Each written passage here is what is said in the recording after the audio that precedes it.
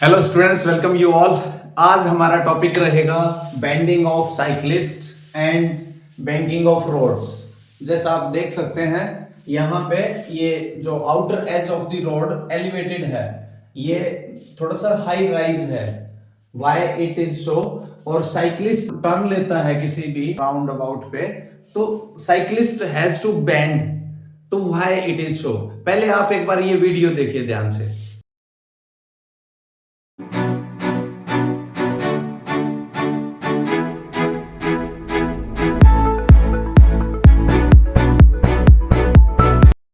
ये समझते हैं what is the main cause why the cyclist has to bend. और जब साइक्लिस्ट बेंड करता है तो why he doesn't fall down, क्यों नहीं गिरता।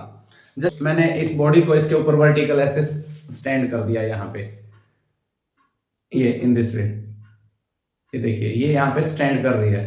अगर मैं इसको यहाँ पे साइड में ऐसे ले जाके ऐसे छोड़ता हूं तो it fall down like this. जैसे साइक्लिस्ट भी इनसाइड बेंड करता है तो ही मस्ट फॉल डाउन। वो ऐसे यहाँ पे अगर अगर वो नहीं मूव करे मान लिया तो वो फॉल डाउन हो जाए। लेकिन आपको पता है जो ग्राउंड से उसके टायर्स के ऊपर सेंट्रीपिटल फोर्स कौन प्रोवाइड कर रहा है? That is friction force.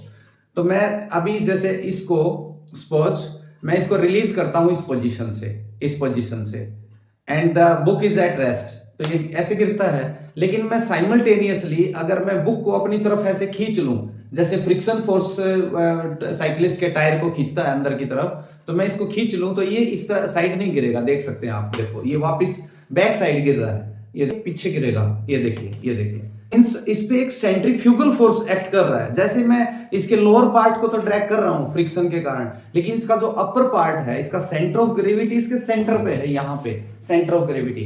मैंने लोअर पार्ट को तो ड्रैग कर लिया आगे, तो इस पे एक सेंट्रीफ्यूगल फोर्स, क्योंकि वो सेंट्रीफ्यूगल फोर्स इसको आउटवर्ड ले जाएगा बाहर, तभी तो ये गिर रहा था, तभी तो ये आउटसाइड।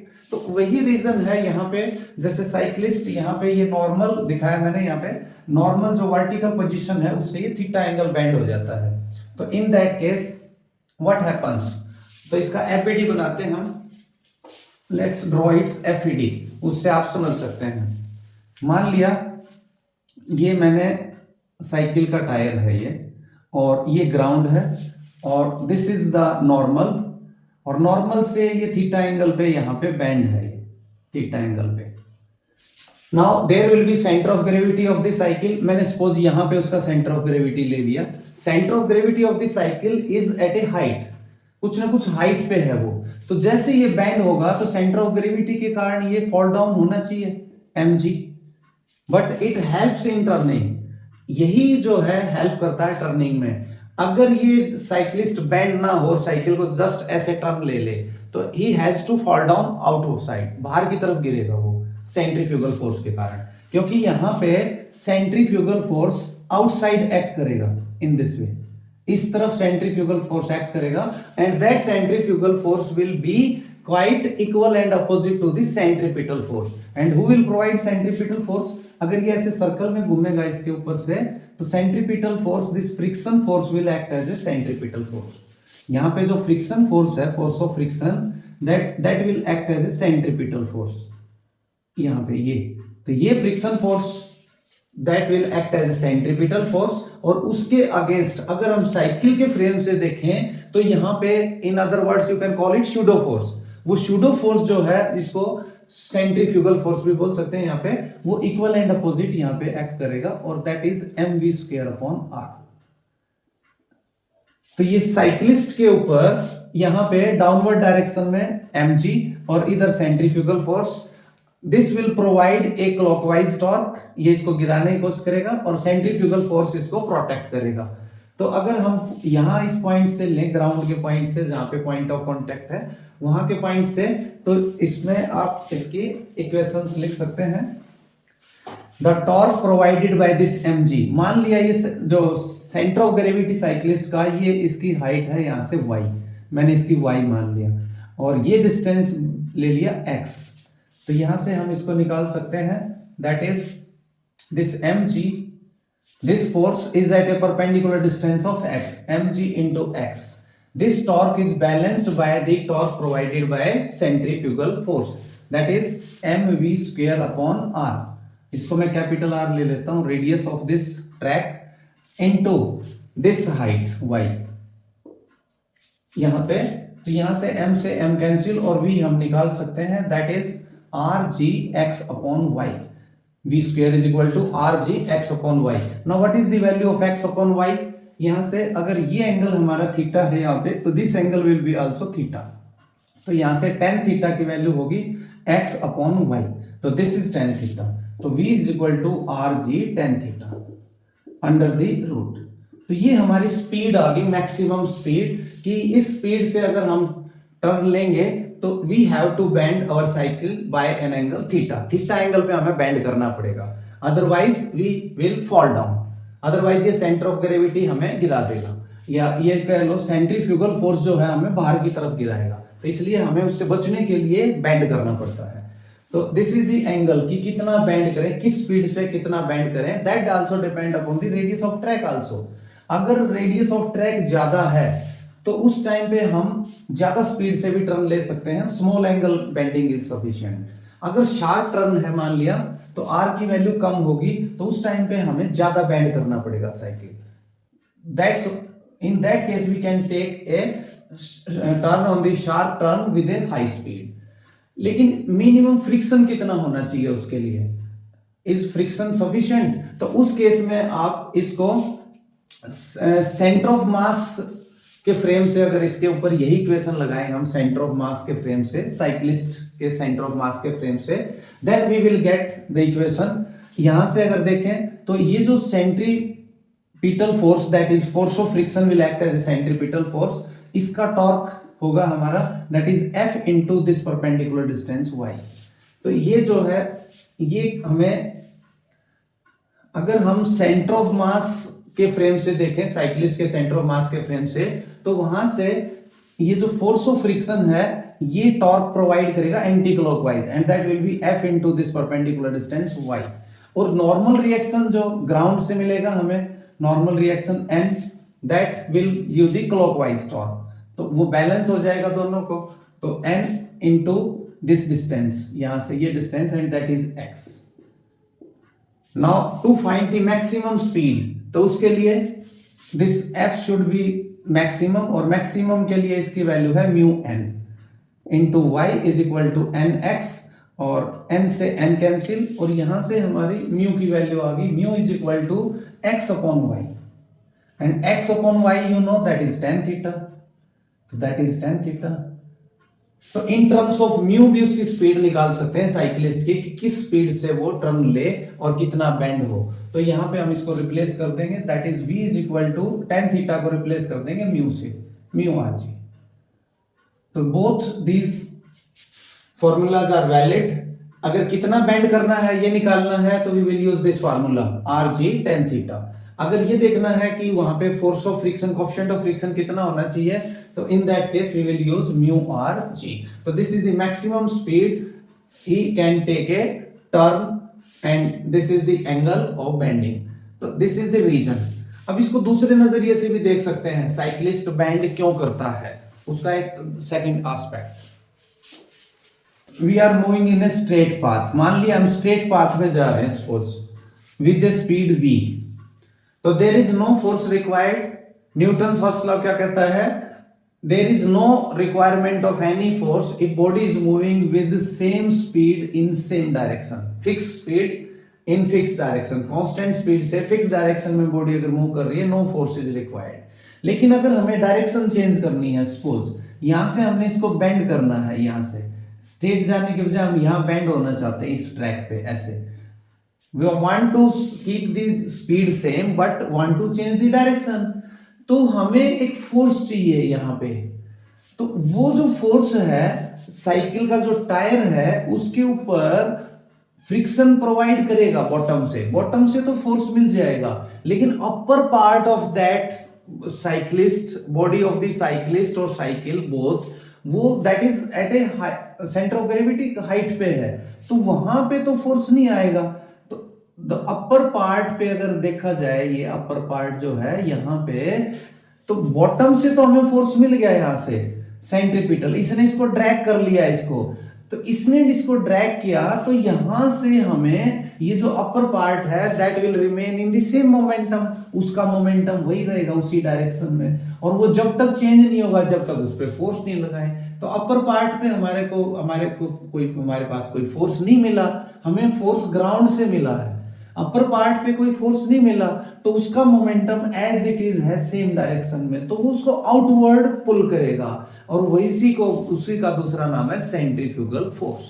तो बॉटम से तो हमें सेंट्रीपिटल मिल गया, और यहां से हमें सेंट्रीफ्यूगल मिलेगा, और उसकी जो वैल्यू होगी, जितना सेंट्रीपिटल यहां से मिलेगा mv²/r, जितना हम v को चेंज करेंगे, v में चेंज से ही हमारा सेंट्रीपिटल एक्सेलरेशन आता है v²/r, इसकी डायरेक्शन चेंज करने से जो एक्सेलरेशन आया दैट इज v²/r। तो सेम एक्सेलरेशन यहाँ पे एज सूडो फोर्स बन के हमारा सेंट्रीफ्यूगल फोर्स बन जाएगा, जो साइक्लिस्ट को गिराएगा आउटवर्ड, तो दैट इज mv²/r। तो ये सेंट्रीफ्यूगल फोर्स साइक्लिस्ट को आउटसाइड गिराएगा if he will make an effort to take a turn. अगर वो अपने साइकिल को ऐसे इस तरफ घुमाएगा, तो if suppose he doesn't bend, मान लिया वो बेंड नहीं होना चाहता, तो इन दैट केस जो अपर पार्ट है उसकी बॉडी का, उस पे एक बाहर की तरफ फोर्स लगेगा and he will fall ultimately outside. तो जिस डायरेक्शन में उसने टर्न लेना उससे अपोजिट साइड गिरेगा।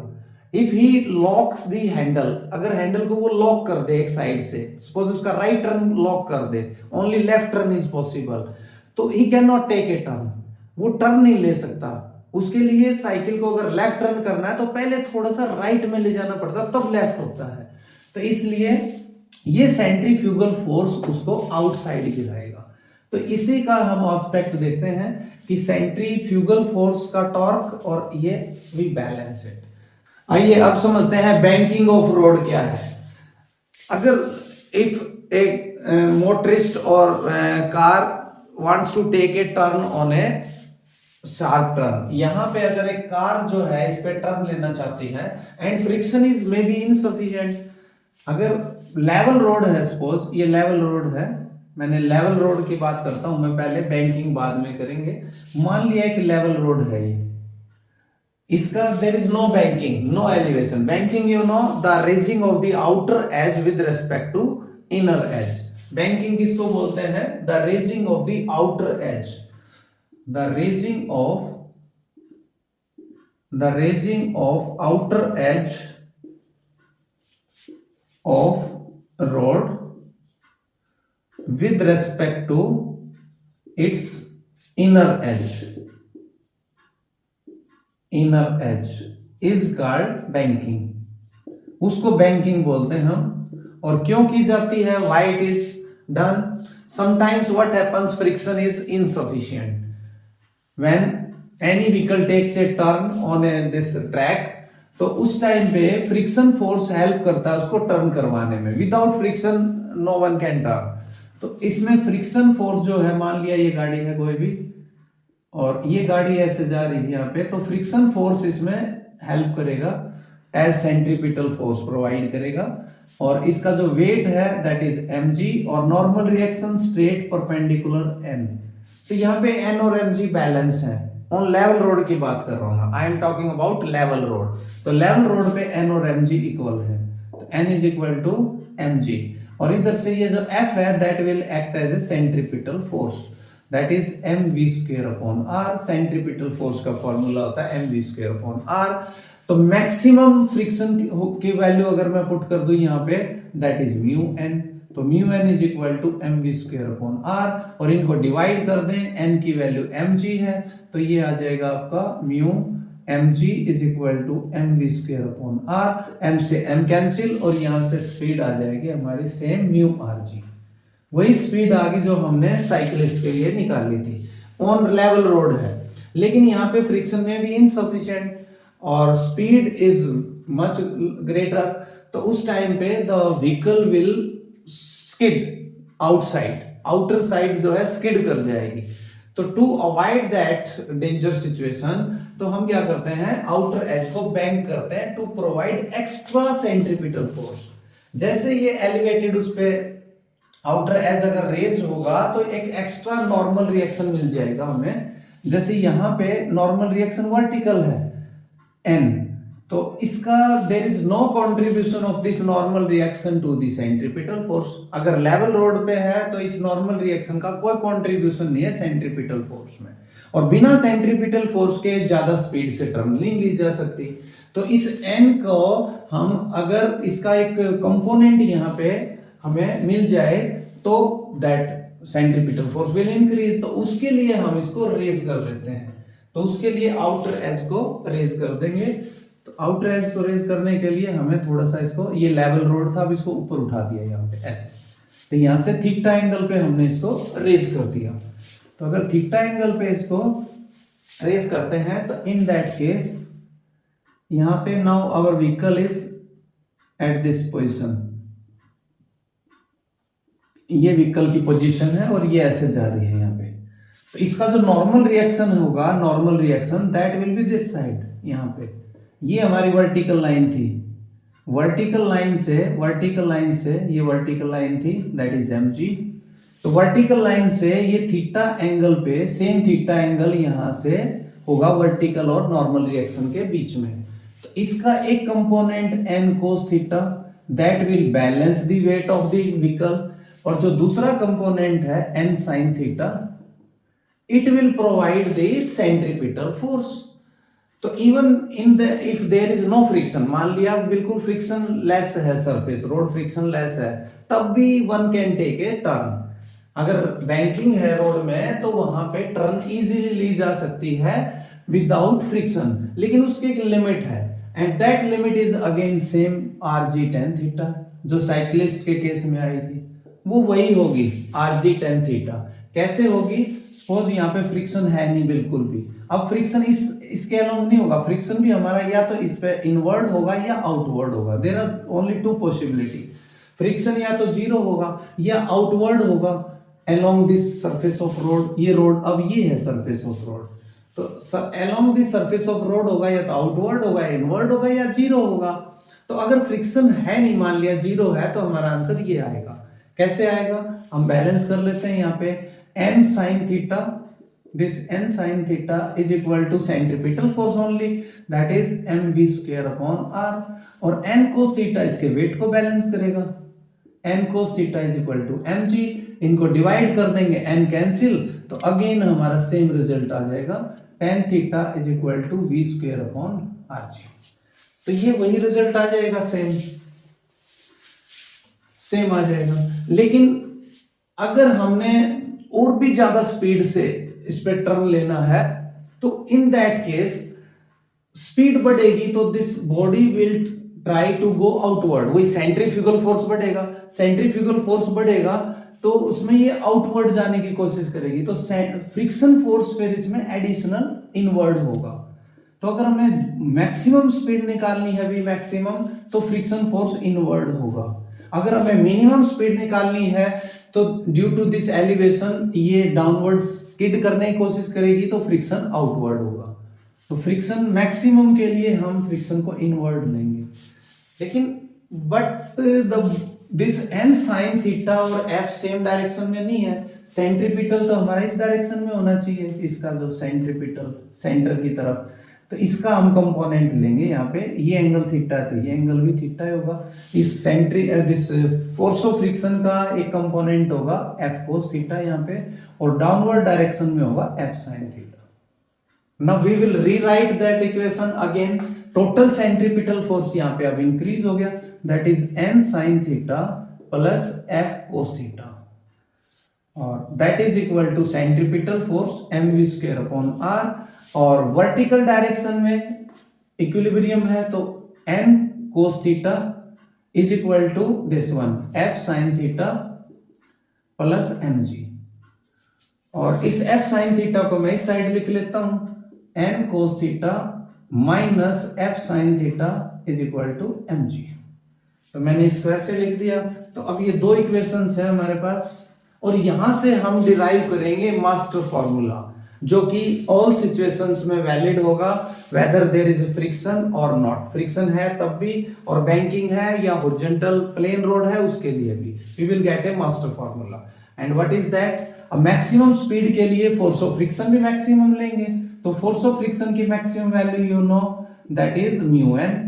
तो यहाँ पे F को म्यू एन पुट कर देंगे, तो F को म्यू एन पुट कर देंगे तो यहां से n कॉमन आउट हो जाएगा, तो that is n sine theta plus mu cos theta divided by, divide कर देंगे इनको, n that is cos theta minus mu sine theta, that is equal to m से m कैंसिल हो जाएगा and right side आ जाएगा v square upon rg, और n से n कैंसिल, और यहां से हमारा फॉर्मूला आ जाएगा दैट इज, और इसमें cos थीटा भी कॉमन ले लेंगे, तो we will get the master formula here that is v is equal to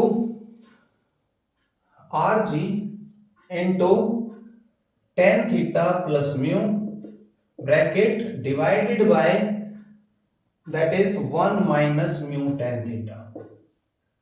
तो ये फॉर्मूला आ गया हमारा v max के लिए, maximum speed to take a sharp turn by vehicle on a banked road when there is a friction also। अगर वहां पे friction absent है तो म्यू को जीरो कर दो, म्यू को जीरो करेंगे तो we will get this formula rg tan theta. अगर वहां पे नो बैंकिंग, कोई बैंकिंग नहीं, only friction is helping in taking turn, तो वहां पे थीटा को जीरो कर दो, थीटा को जीरो करेंगे तो we will get mu rg। तो ये मास्टर फार्मूला है। अगर मिनिमम स्पीड निकालनी है हमने, तो पहले तो बिना फ्रिक्शन के स्पीड तो ये है, तो इससे अगर और भी ज्यादा स्पीड से टर्न लेनी है तो ये आएगा आंसर मैक्सिमम, और इससे भी कम स्पीड से अगर मान लिया फ्रिक्शन इनसफिशिएंट है तो इन दैट केस ये स्लाइड करना चाहेगी नीचे की तरफ, फ्रिक्शन इनसफिशिएंट है तो उस टाइम पे फ्रिक्शन फोर्स आउटवर्ड होगा, जब ये नीचे स्लाइड करेगी आउटवर्ड होगा तो ये जो फॉर्मूला है आपका v मिनिमम में चेंज हो जाएगा। आपने यहाँ पे इस f के कंपोनेंट लेने हैं आउटवर्ड, तो आउटवर्ड उस केस में अगर लेंगे तो यहाँ पे ये चेंज हो जाएगा आपका, that will be n sine theta minus आ जाएगा यहाँ पे, that will be minus f cos theta, यहाँ पे माइनस आ जाएगा, this plus will be replaced by minus यहाँ पे, और यहाँ पे भी प्लस आ जाएगा नीचे, this minus will be replaced by plus. तो overall the formula will be changed, that is rg into tan theta minus mu divided by 1 plus mu tan theta. तो this is the formula for v minimum and this is for v maximum। So this was all about banking of roads and bending of a cyclist। And if you have not watched my video on circular motion, please watch that first, that is that will explain why the centripetal force is essential in circular motion। आइए अब कुछ इसके numericals करते हैं जो इस पे related JEE main exam में नीट में पूछे जाते हैं। तो हमारे पास मास्टर फॉर्मूला है, अभी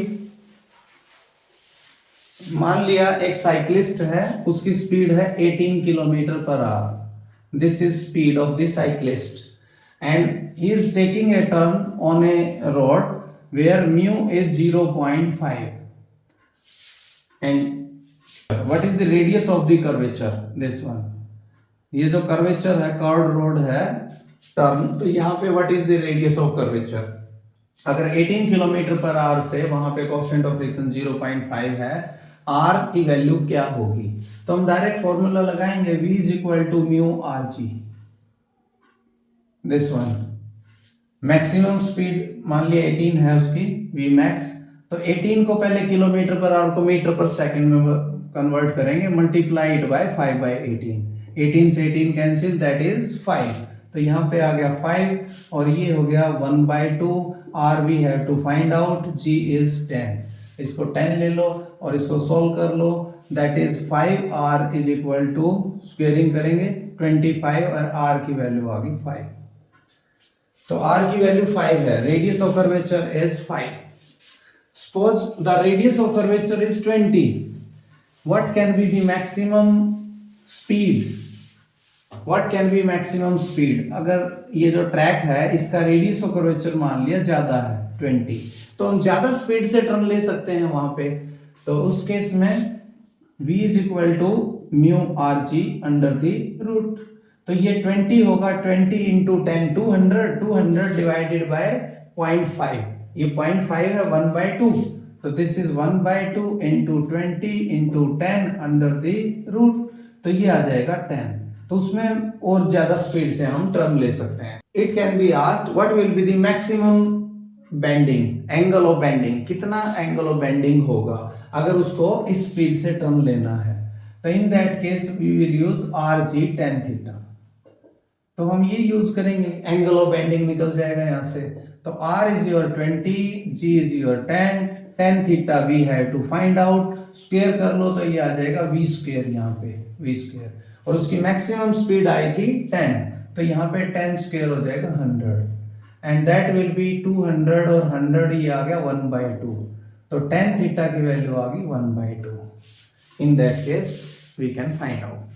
अब बैंकिंग ऑफ रोड पे मान लिया the road is banked by an angle of 37 degree, angle of banking है वहां पे 37, और the mu is 0.5, mu 0.5, angle of banking ये है। तो बताओ मैक्सिमम कितनी स्पीड से टर्न ली जा सकती है। r इज अगेन 20, r को 20 मीटर ले लें तो what will be the maximum speed, कितनी मैक्सिमम स्पीड से गाड़ी वहां पे कितने किलोमीटर पर आवर से टर्न ले सकती है ऐसे, जिसका एंगल ऑफ बैंकिंग 37 है।